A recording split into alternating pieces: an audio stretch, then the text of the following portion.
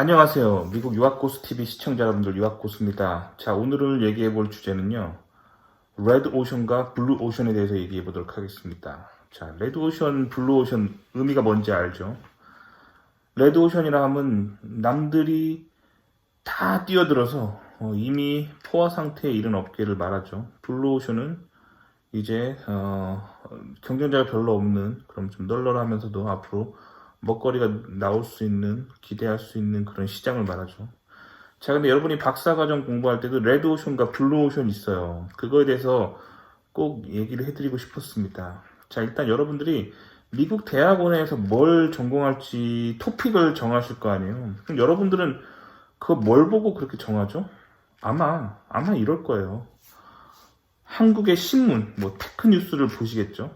그리고 둘째로는 여러분의 친구, 또래 집단 친구들이 만났을 때 어디가 좋다, 여기는 무슨 업계가 좋대더라, 이런 거. 아니면 학교 선배들, 특히 여러분이 다니고 있는 학교에 대학원에 다니는 선배들이 요즘 박사과정 형들은 이런 걸 한다, 이런 얘기를 하겠죠. 그리고 여러분 수업 들을 때 이제 전공에서 이제 교수님들, 이런 분들이 이제 이렇게 하는 어떤 주제를 가지고 여러분 영향을 받는단 말이에요. 그래서 미국 가서 이걸 공부해야겠다라고 생각을 하실 거예요. 근데 생각을 해보시면 여러분이 이미 미국에서 뭔가 이게 하려고 마음 먹은 것 자체가 사실 한국에 있는 사람들한테 들은 거란 말이에요. 그래서 생각해보세요. 자, 미국에서 어떤 첨단 기술, 정말 첨단 기술이 있어요. 그러면 이거를 이게 어떤 대학원 연구실에서 이루어지는 과정이기 때문에 한국에 있는 여러분이 잘 알 수가 없어요. 잘 알 수가 없단 말이에요. 근데 이 연구가 어느 정도 진행돼서 성숙해져서 예를 들면 한 5년 이상 지났다고 생각해봐요. 그럼 그제서야 이 랩에 있는 교수들이 논문을 쓰기 시작한단 말이에요. 그러면 그제서야 첨단 논문이 나오는 거죠. 그러니까 한국에 있는 여러분들이 미국에서 나온 어떤 핫한 논문 나오자마자 읽어도 이미 미국 기준으로는 미국에서 그 연구를 시작한 지 5년 이상 지난 경우가 되게 많아요. 왜냐면 연구란 게 어느 날 내가 한 일주일 하고 논문 내는 게 아니라 그래도 몇 년 연구한 다음에 그걸 논문 출판하기 때문에 한국에서 계신 여러분들이 미국의 정말 최신 핫한 트렌드의 연구 논문을 딱 읽는다 하더라도 이미 미국보다 한 5년 정도 떨어진 거란 말이에요.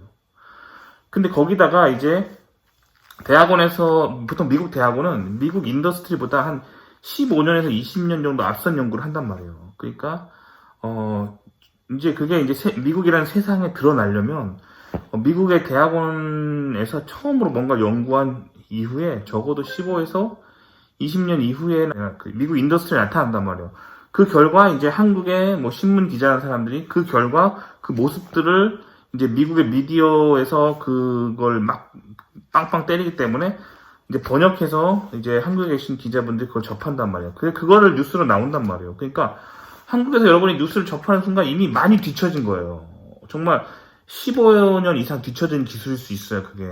그리고 여러분들, 친구들은, 또래 친구들은 당연히 이미 한국에서 나온 뉴스나 교수님들 만의 영향을 받은 후에 샬라샬라 하는 거기 때문에 친구들 의견은 이미 매우 늦은 토픽이에요. 그리고 여러분들 대학원에, 한국에 있는 여러분들이 이제, 아는 주변에 이제 한국에 대학원 다니시는 형들이 연구하는 거나 아니면 한국에 있는 교수님들이 연구하는 거는 다 그 지도 교수가 미국에서 공부하던 거를 갖고 온 거란 말이에요. 그러니까 신임 교수라 해도 교수가 연구 시작해서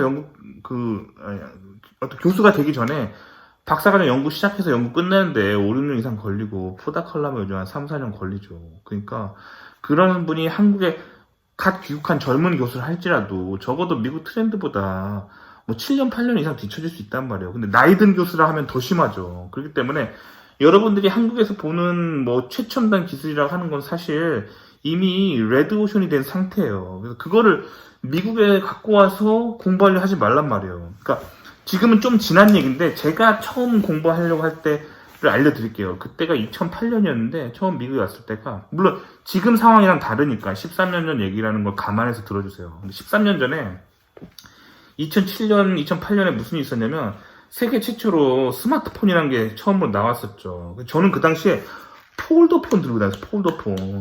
스마트폰 너무 비싸가지고 그리고 그게 꼭 필요한가, 뭐, 딱히 저는 그거를, 필요성을 못 느꼈어요. 그래서 폴더폰 들어가는 다니던 그 시절이었단 말이에요. 그러니까, 사람들은 뭐 스마트폰의 힘을 모르던 시절이죠. 그 시절이었단 말이에요. 그 시절에 저는 이제 처음 대학원에 입학했는데, 2008년에, 어떤 랩에 들어갔는데, 가상현실을 연구하고 계신 거예요. 딱 들어갔는데, 교수님이, 랩 투어를 시켜주셨는데, 저한테 이제 가상현실 그 디바이스, 그 헬멧을 저한테 쓰라고 하더라고요. 딱 썼어요. 쓰고 손에는 뭔가 이제 조이스틱 같은 걸 이렇게 장착을 했어. 그러면서 딱 눈을 떴는데 내가 새로운 공간 안에 있는 거야. 그리고 그 공간 속에서 뭔가 내가 만질 때 그 터치감이 막 느껴지는 거야. 2008년에. 그러니까 내가 폴더폰 쓰던 시절에. 그만큼 미국 기술이, 대학원 기술이 앞서간단 말이에요. 보통 사람들은 가상현실이 그게 뭔지도 몰랐어. 그게 2008년이야. 이제서야 2020년, 이게 그 원절이 오면서, 이제 뭐 게임이라든가, 뭐 스마트폰에 연결하는, 뭐 그런 가상현실이 이제야 활성화되고 있잖아요. 실리콘밸리 이제 회사들이 이제서야 막 가상현실에 열심히 투자하고 있잖아요. 근데 이게 최초로 막 대학원에서 이게 막 이렇게 시작했던 거는 아주 이전이에요. 정말, 90년대, 80년대, 이랬을 거예요. 왜냐면, 제가 그때 2008년에 봤었던 가상현실이 상당히 정점에 이른 상태였어요. 이미 내가 그 가상현실 디바이스를 쓰고, 조이스틱을 손에 장착하고 딱 봤을 때, 어떤 새로운 세계가 펼쳐지고, 거기서 내가 뭔가 만질 때, 이 미세한 터치감이 느껴졌단 말이에요. 그러니까, 이게 미국이 가상현실이 얼마나 앞서 있어요. 그쵸? 근데 2008년에 사실 한국에서는 가상현실에 대해서 공상과학 영화에서나 나왔지. 그걸 현실에 적용할 수 있을 거라고는 생각도 못 했던 시절이란 말이에요. 그러니까 그만큼 미국이 이렇게 앞서간단 말이에요. 그래서 저는 근데 이제 이런 가상현실 같은 걸 접하면서 또 내가 그때 가상현실을 했었어야 되는데 내가 또 너무 새로운 토픽이라서 내가 거기에 뛰어드는 너무 두려웠단 말이에요. 너무 두려웠어. 그래서 저는 일반적인 그냥 컴퓨터 시뮬레이션을 시작을 했는데, 가상현실 할 거 그랬어요. 요즘은 되게 땅을 치고 후회해요. 근데 이제 가상현실이 그때 2008년에 막 하는 학생도 있었는데, 미국 대학원에. 지금 2021년 돼서 지금 실리콘밸리 되게 핫해요. 이제서야 현실 세계에 막 나타나고 있어요. 그래서 막 이게 미국의 텍 기업들이 막 가상현실을 열심히 지금 개발하고 있어요. 그래서 조만간 이제 여러분들 가상현실 기기를 이제 딱 쓰면은 이제 여러분 SNS 계정이랑 딱 연결돼가지고 이제 지금 여러분들이 SNS 들어갈 때 폰으로 이렇게 친구 이렇게 계정 보고 친구가 사진 올리면 좋아요 이렇게 아니면 댓글 달고 그러잖아요. 근데 이제는 이제 좀만 몇 년 후면은 이제 가상현실 디바이스를 딱 끼고 이제 딱 들어가면 눈을 딱 뜨면은 친구들이 다 여기 있어. 여기 친구, 안녕, 친구야 하면 되는 거야. 그리고 친구한테 선물 주려면 이렇게, 야, 선물 받아. 이렇게 주면 되는 거야. 이런 식으로 뭔가 이제 친구들이랑 가상현실 속에서 진짜 막 노는 것처럼 놀게 되는 시대가 올 거야. 가상현실에서 친구, 악수를 하면 손에 막 터치감이 느껴지고, 막 그러겠지.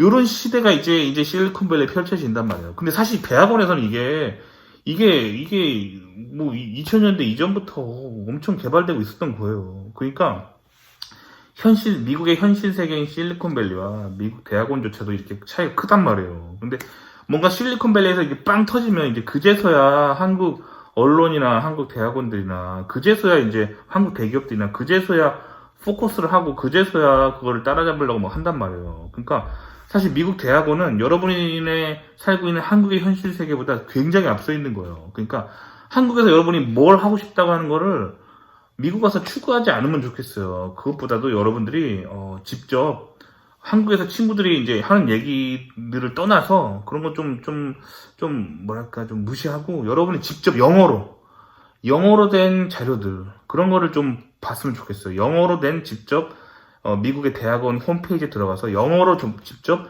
리서치 토픽들을 좀 보고 이게 첨단이구나 좀 볼 수 있는 안목이 있어야 돼요. 저한테 물어봐도 소용없어요. 제가 미국의 모든 기술과 모든 전공을 알 수 있는 게 아니잖아요. 구독자 여러분들 보면 각각 전자과도 계시고 기계과도 계시고 화공과도 계시고 토목과도 계시고 일반 자연계도 계시고 인문계도 계시고 예체능도 계시고 다양한 분이 계시는데 본인의 전공은 말이죠. 본인 스스로 리서치를 할 수 있어야 돼요. 그래서 뭐가 트렌드인지 그걸 볼 수 있는 눈이 있어야 됩니다. 그걸 하기에 가장 중요한 건 영어 실력이에요. 그래서 기본적인 영어 실력이 돼 있어야지만 랩서치를 잘 하실 수 있습니다. 그래서 만약에 랩서치를 하실 수 있는 능력이 안 돼서 영어가 안 되시면은 이제 굉장히 헛다리 짚을 수가 있습니다. 그래서 여러분들이 뭘 공부해야 될지 한국에 있는 친구들의 어떤 영향을 받는다기보다 직접 미국이 뭐가 핫한지를 좀 알아보시면 좋아요. 그걸 하기 위해서 가장 좋은 방법은 반드시 영어로 된 어떤 컨텐츠로 최신을 접해보라는 얘기예요. 그래서 한 가지 또 예를 들면 지금 제가 2008년에 그래서 미국에 처음 왔을 때 제 친구가 자동차를 되게 좋아한다고 막 자동차 엔진 유체를 막 공부한다고 막 계속 그러는 거예요. 근데 그 친구가 왜 그런 결정을 했냐면 한국에서 기계과 학부를 나오고 기계과 석사를 하고 온 거예요. 한국에서는 그 당시에 자동차의 꽃은 기계공학의 꽃은 자동차였고 자동차의 꽃은 가솔린 내연기관을 연구하는 거였어요. 그러니까 이 친구가 그 한국에 석사하던 그 가닥대로 미국에서도 자동차 엔진을 하면 좋겠다라고 판단한 거예요. 근데 아주 큰 오판이죠. 왜냐면 이미 그때부터 지금도 미국에서 이제 전기자동차 기술이 핫한데 그 당시 대학원에서도 이미 전기자동차는 핫한 기술이었단 말이에요. 그리고 이미 뭐 첨단이라고 할 것도 아니고 사실 전기자동차는 미국 대학원에서 역사가 되게 오래된 거예요. 그리고 그때 2008년 당시에 그 친구가 유학 온 당시에는 미국 대학원생들 이렇게 말하고 있었어요. 기획과 친구들은 가솔린 엔진이 이제 끝 아닌가? 뭐 그렇게 생각하고 있었단 말이에요. 그래서 다들 자동차를 꼭 하고 싶다면 전기자동차를 해야지 라고 다들 생각하고 있었던 그런 시절이었고 그리고 당시에 이제 2008년에서조차도 뭐 자율주행 자동차 개발하는 교수들 되게 많았단 말이에요. 그러니까 그런 시즌에 한국에서 제 친구는 자동차 가솔린 내연기관을 연구한다고 그게 왔단 말이에요. 그러니까 얼마나 구닥다리 같은 생각이에요. 그래서 참고로 그 친구 뭐 하는지 얘기해 주면은 결국 박사 때 그래서 가솔린 연구를 했는데 취업이 안 돼. 박사인데 취업이 안 돼. 취업이 안 된다니까. 그래서 지금 제가 박사 마친 지 한 7년 정도 됐는데 그 친구는 거의 나랑 같이 졸업했는데 아직도 포닥을 하고 있어요. 취업이 안 되니까. 그러니까 여러분들이 한국에서 친구들의 영향력, 선배들의 영향력, 한국에서 뭐 교수님들이 말하는 거, 한국의 언론이 말하는 거, 여기서 좀 벗어나야 돼요. 여러분들이 한국에서 접하는 최신이라 하면 미국 기준은 최신이 아니에요. 그래서 제가 이런 얘기 예전에도 한번 한 적 있죠. 그때 제 기억을 돌아보면은 그때 한국에서 박사과정 중인 그 대학원생이 저한테 엄청 악플을 달았어요. 뭐라 그러냐면 미국에 계시다고 너무 한국 대학원을 무시하는 것 같아서 기분이 나쁘다고. 한국 대학원도 진짜 미국의 최신 트렌드에 뒤처지지 않는 정말 첨단 연구를 하고 있어요. 막 그러더라고요. 근데 그런 시선에 좀 나왔으면 좋겠어요.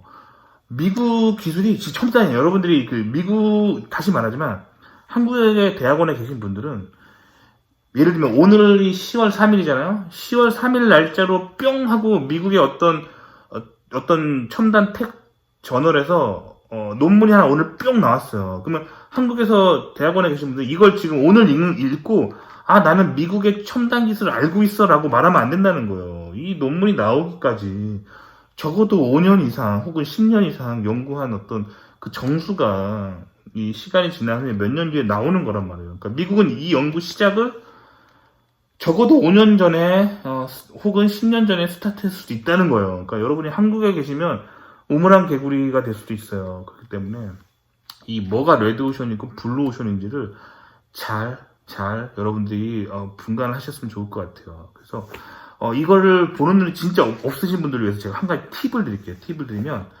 SF 영화 있잖아요. 헐리우드 SF 영화를 특히 이제 그 SF 장르 있잖아요. 그거를 좀 이공계신 분들은 많이 보세요. 많이 보시면은 저런 미래 기술이 저런 게 뭐 너무 허무맹랑한데 하는 내용들 있잖아요. 그게 사실은 그 SF 뭐 영화나 드라마의 그 미국 감독들이 헐리우드 영화 감독들이 자기 상상력으로 막 지어낸 게 아니에요. 그게 아니라 보통 그런 사람들은 되게 이제 네트워크가 좋아서 이제 미국 유명 대학 교수들이나 뭐 국립연구소나 이런 데를 투어를 한단 말이에요. 투어 해가지고 본인이 본 미국 이공계의 첨단 미래기술 로드맵을 다 보고 와서 그거를 이제 영화화하는 거예요. 영화화하는 거란 말이에요. 그러니까 이 사람들이 뭐 맨 땅에 헤딩하듯이 어디선가 뿅 하고 이렇게 이상한 생각들이 나오는 게 아니라 이미 미국 그 이공계의 미래사회 연구기술 로드맵을 다 보고 난 후에 거기다 본인의 좀 작가적인 상상력을 더해서 헐리우드 SF 영화가 나온단 말이에요. 그러니까 그런 거 많이 보세요. 많이 보세요. 제가 이제 좀 한 가지 써머리를 해드리자면 미국 미래 인간은 결국엔 뭘 원하냐면 죽고 싶지 않아 해. 그래서 우리가 죽으면 어떻게 되죠? 우리가 죽으면 뭐 종교 생활 안 하시는 분들은 그냥 디지털 1에서 0 되듯이 그냥 내 삶이 그냥 끝난다고 생각하죠. 종교 생활 하는 분은 어떻게 생각하죠? 우리가 죽으면 우리의 영혼이 우리 몸을 떠나서 천국이나 지옥으로 간다고 생각하죠? 뭐 그렇잖아요. 근데 기본적으로 인간은 죽고 싶지 않아요. 그래서 본인이 어떤 삶을 계속 영생을 누리고 싶단 말이에요, 이 땅에서. 그래서 지금 의료기술로 뭐 평균적으로 뭐 인간이 뭐 한 8, 90세까지 산다고 치면은 이거를 200살, 300살, 400살, 500살 이렇게 늘리고 싶단 말이에요. 그러니까 이런 식으로 생각하면은 결국에 그 정점의 끝은 뭐냐면 바이오테크놀로지예요. 인간이 1000살 이상, 뭐 10,000살까지 살 수 있는 뭐 그런 기술. 그렇게 하려면 어떻게 해야 되겠어요? 노화를 일으킬 수 있는 어떤 그런 우리 몸 안에 있는 그런 요소들을 제거하고 우리 몸의 어떤 부품처럼 계속 갈아 낄 수 있어야겠죠. 뭐 심장병이 뭐 결국 심장병으로 많이 죽는다 하면 심장을 갈아 낄 수 있다든지 뭐 이런 몸의 신체 장기를 계속 리플레이스하고 혹은 DNA 기술을 사용해서 우리 인간이 계속 오래 살 수 있는 질병을 없애고 노화를 없앨 수 있는 기술, 그런 기술이 끝판왕이겠죠. 끝판왕이란 말이에요. 자, 그럼 그렇게 생각해보면 결국에는 어떻게 되냐면 미래 사회는 돈이 있는 인간과 돈이 없는 인간과 수명 차이가 나게 된단 말이에요. 수명 차이가 나면 당연히 돈이 많은 인간들이 오래 살면서 권력과 돈과 이 세상 모든 인프라를 장악하겠죠. 장악하단 말이에요. 나머지는 다 노예화 되겠죠. 노예화 된단 말이에요. 그럼 이 사람들이 이 노예들을 어떻게 관리할 것인가? 테크놀로지로 관리를 해야겠죠. 그래서 결국에는 인간의 생체 몸 안에다가 전자칩을 받고 한 명 한 명 슈퍼컴퓨터로 모니터링 할 수 있어야겠죠. 뭐 요런 어떤 SF에 굉장히 많이 나오는 주제잖아요. 그죠? 주제인데 여러분들이 미국 대학원 와보면 굉장히 깜짝 놀랄 거예요. 이거 다 대학원에서 하고 있네 하면서 되게 놀랄 거예요. 아시겠죠? 그러니까 여러분들이 이제 뭘 공부할지 가닥을 잡으셨죠. 그러니까 바이오테크놀로지, 인공지능, 요런 거, 알겠죠? 요런 쪽으로 가시면 돼요. 요런 쪽으로. 그리고 요런 것들을 운영할 수 있는 어떤 그런 컴퓨터 사이언스적인 알고리즘, 뭐 이런 거. 그러니까 다시 한번 말씀드리면 바이오테크놀로지, 인공지능, 그리고 그것들을 다 운영할 수 있는 소프트웨어. 이쪽으로 이렇게 주로 여러분이 기계과든 전자과든 화공과든 뭐든 웬만하면 내가 말한 요 세 가지에다가 끼워 맞춰서 그렇게 미래를 한번 바라보세요. 그럼 거기서 뭘 하고 싶은가 딱 보면은 그게 결국에 미국이 막 그쪽으로 가고 있어요. 근데 한국에 있는 분들은 이런 상상 못 하잖아. 한국에 있는 분들은 맨날 뭐 하고 싶냐 물어보면은 미국 가서 반도체 공정, 이런 거 있잖아. 메모리, 디스플레이, 그런 거 맨날 하고 싶대. 배터리. 근데 나 진짜 보고 있으면, 아니면 컨트롤, 나 보고 있으면 되게 답답해. 답답하고, 그 사람들이 그걸 하기 위해서 왜 미국에 오냐고. 그런 거는 이제 한국에서 이미 잘하고 있는 토픽이잖아요. 미국에서 첨단 기술 할 거 콕콕 찍어서 다 하고, 미국이 이제 먹어버렸기 때문에 한국이 그런 거 먹을 수 없잖아. 그래서 약간 미국이 손 털고 나간 그런 분야 한국이 많이 먹었잖아요. 그래서 한국이 그걸 이미 잘하고 있는데 왜 그걸 또 미국 와서 하려고 하냐고요. 그걸 하고 싶으면 그냥 한국에서 박사 하시라고요. 그래서 한국 대기업 가시면은 잘 먹고 잘 살 수 있어요. 근데 여러분들이 미국으로 굳이 공부하려고 하는 이유는 저는 그렇게 생각해요. 미국에서 교수하시거나 아니면 미국에서 이민 와서 미국 대기업 다니시거나 미국에서 잘 먹고 잘 살기 위해서 미국 대학원을 오신다고 생각하거든요. 그러면은 여러분들이 미국에 첨단을 하시는 게 좋아요. 그리고 한국 돌아가서 교수하실 분들이라 하더라도 미국에 첨단하는 게 좋아요. 왜냐면 미국이 첨단을 미국의 첨단은 곧 한국이 그거를 뭐 10년이든 20년이든 따라가려 하기 때문에, 그렇기 때문에 여러분들이 한국에서 유행하는 거, 뭐 주위 친구들이 이게 좋다 하는 거 하지 마시고요. 미국의 첨단 하시면 좋아요. 그러니까 그렇게 할 때 여러분들이 여러분 미래가 있는 거죠. 아시겠죠? 그렇기 때문에 오늘은 여러분들한테 무엇이 레드오션이고 무엇이 블루오션이다라는 걸 여러분이 이렇게 잘 분간할 수 있는 그런 눈을 가졌으면 좋겠고, 그 눈을 가지기 위해서 가장 중요한 거는 한국어로 된 어떤 자료들에 매여 있지 마시고 영어로 된 자료로 세계를 보시라. 그 얘기를 좀 해드리고 싶습니다. 그 결국 영어가 그래서 중요한 거예요. 잉글리시가 그래서 중요한 거예요. 영어를 알아야지만 이 넓은 세계, 한국 인구라는 그 벽을 넘어서 이 전 세계의 트렌드를 읽을 수 있단 말이에요. 그렇기 때문에 반드시 여러분들이 랩 서치나 어떤 미국에서 뭘 할지 서치하실 때 영어로 서치하시기를 반드시 권해드립니다. 도움이 되셨길 바라고요. 좋아요와 구독 눌러주시고요. 다음 시간에 또 뵐게요. 안녕히 계세요.